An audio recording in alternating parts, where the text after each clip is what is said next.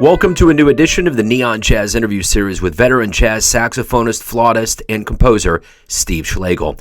He talked to us about his new 2022 CD called Ballads, Into the Heart of It. And we caught up with him to talk at length about this project and how he went about constructing the pieces individually. It was not fueled by the COVID pandemic, but it was made in a time that is welcome for new quality music, and Steve always does that. Enjoy the conversation. Hey, it's great to talk to you again. I hear you got some new material, Ballads Into the Heart of It. Talk to me a little about the new project. Yeah, it's just coming, actually dropping this weekend, and so radios have gotten a little bit earlier, and it's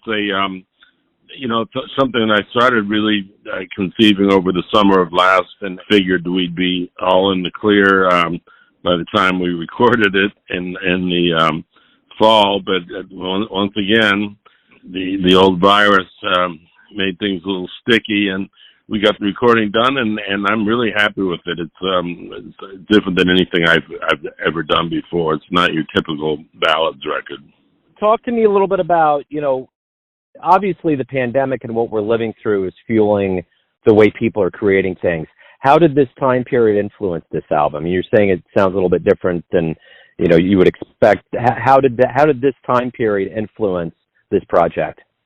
Well, Joe, that's really a question for the last record, Nescentia. This record has very little to do with that. It's really just that I wanted to do a record that keeps in a similar mood or feeling condition throughout the whole record that is what you'd say calm or more of a ballad nature. And so maybe that is a reflection on the franticness of today, but really it wasn't anything that's on my mind. It's purely a musical project, and it could come out it would have come out even if all the vaccinations had been vaccinated and everyone was 100% healthy. I'd still be making this record.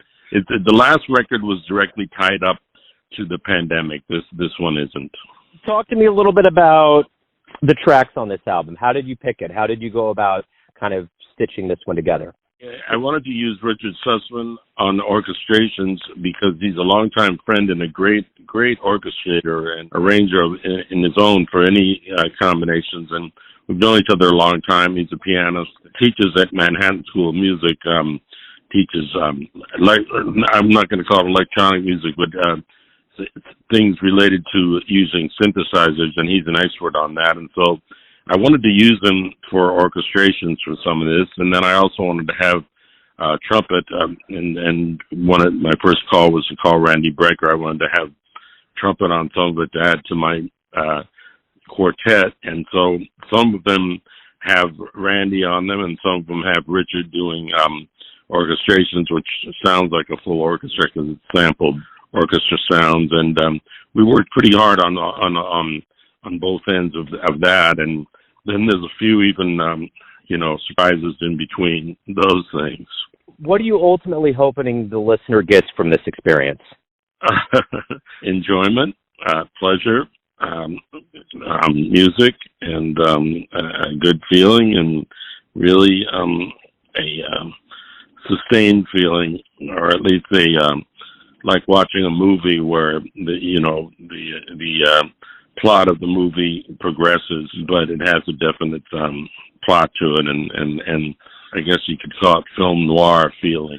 But I honestly, Joe, I don't do something with the expectations of what someone else might get from it. I hope they enjoy it. I don't really have, honestly, a preconceived idea of what I hope a listener gets. I think this hopefully enjoyment and musical experience, but for me it's kind of like a film noir or something. This ballad record, it's like a plot that develops slowly and ends with a bang. We called it 9 ballads and a burner, and each one is completely different.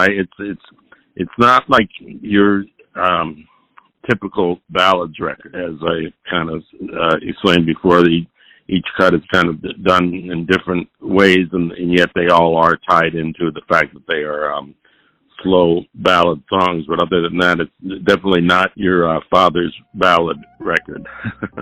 Right on. That's exactly what I wanted.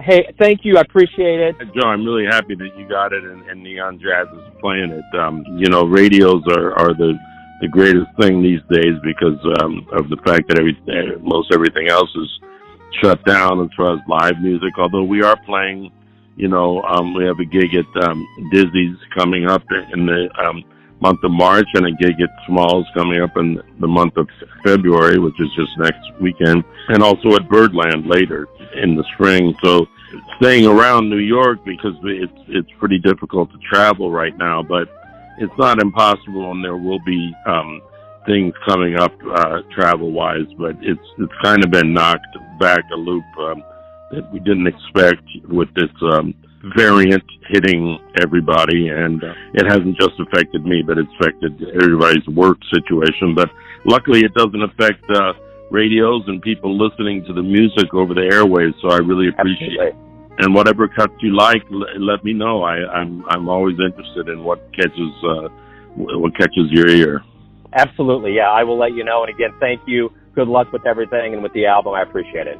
Thank you, Joe. Thanks a lot. Thank you. Thanks for listening and tuning in to another Neon Jazz interview, where we give you a bit of insight into the finest players in New York City, Kansas City, and spots all over the world, giving fans all that jazz. And thanks to Steve for his time, music, and story. If you want to hear more interviews, go to Famous Interviews with Joe Domino in the iTunes Store.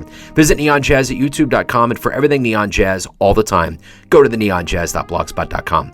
Until next time, enjoy the jazz, my friends.